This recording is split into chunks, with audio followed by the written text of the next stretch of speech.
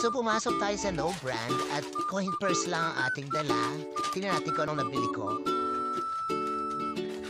Itong milk tea pang pecha de peligro ice lang laban na.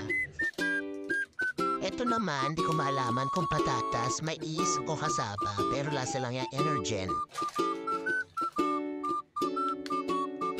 Itong lemonade, lasang lemon, maasim. Ito lasang almond milk na may almond bits, perfect pag wala kang pambili ng 1 litro.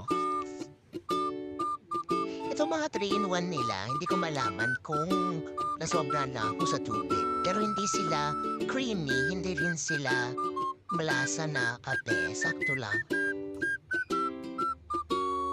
Pag nag-asawa ka na sa regular iced tea, pwede na to. Pwede rin ito, mapakla yung lasa. Social climbing achieved!